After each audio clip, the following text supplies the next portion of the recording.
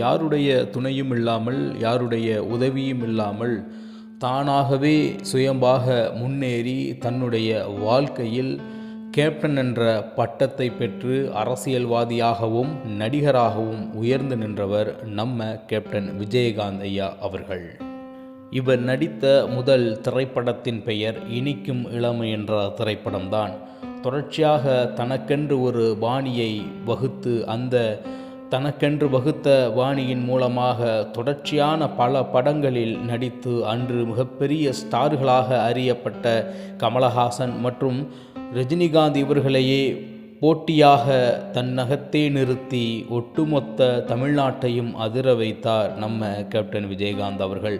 தொடர்ச்சியான போராட்டங்கள், தொடர்ச்சியான ஆர்ப்பாட்டங்கள் என்று தன்னுடைய வாழ்க்கையை செதுக்கவே அவர் செயல்பட்டு கொண்டிருந்தார்.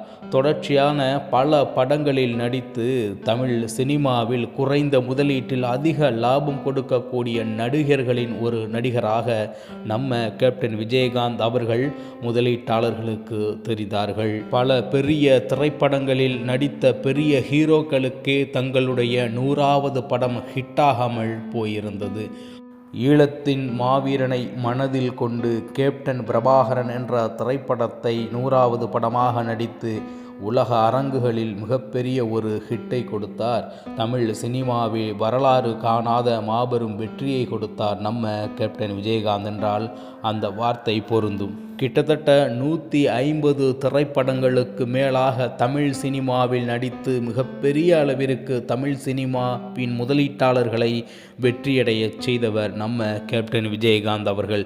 மேலும் அவருடைய தொடர்ச்சியான போராட்டங்களும் தொடர்ச்சியான வாழ்வியலும் அவரை அரசியலுக்கும் தள்ளியது என்பதுதான் வரலாறு.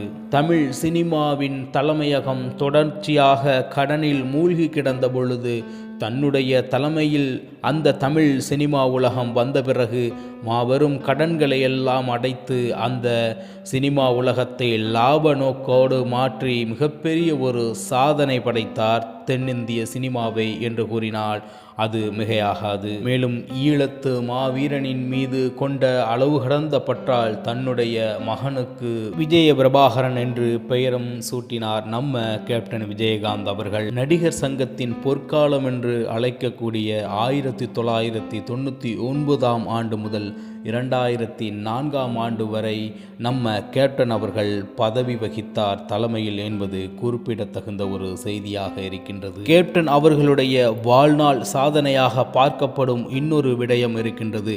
கிட்டத்தட்ட தமிழ் சினிமா உலகில் அறியப்பட்ட பல டைரக்டர்கள் இவர் தயவில் உள்ளே வந்தவர்கள்தான்.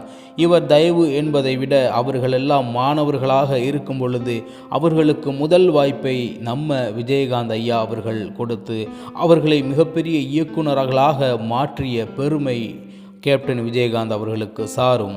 அன்னமிட்ட கை என்றும் வீழாது என்ற தத்துவத்திற்கு இணையாக நம்ம கேப்டன் விஜயகாந்த் அவர்களுடைய அலுவலகத்திற்கு செல்லும் அனைவருக்கும் எப்பொழுதுமே உணவு இருந்து கொண்டே இருக்கும். அந்த அளவிற்கு அன்னத்தை அனைவருக்கும் வாரி வழங்கியவர்.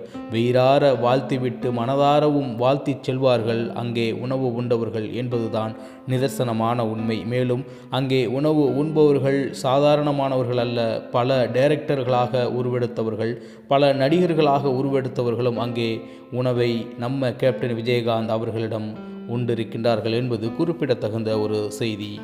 விஜயகாந்த் அல்லது கேப்டன் என்ற இந்த பெயருக்கு மகுடம் என்றுதான் நாம் சூட்ட வேண்டும். மகுடம் சூட்டுவதற்கு மிக தகுதியான ஒரு நபராக நம்ம கேப்டன் விஜயகாந்த் அவர்கள் எப்பொழுதுமே இருப்பார்கள். இந்த காணொளி உங்களுக்கு பிடித்திருக்கும் என்று நம்புகின்றேன். மறக்காமல் நம்ம சேனலை சப்ஸ்கிரைப் செய்து பெல் பட்டனை அழுத்துங்கள். மேலும் இந்த காணொளியை பரப்புங்கள். நம்ம விஜயகாந்த் அவர்களை என்றும் மறவாதிருப்போம் என்பதை கூறிக்கொண்டு மீண்டும் நல்லதொரு காணொளியில் உங்களை சந்திக்கின்றேன். அதுவரை உங்களிடமிருந்து விடைபெறுவது உங்கள் தமிழா செய்திகள். நன்றி, வணக்கம்.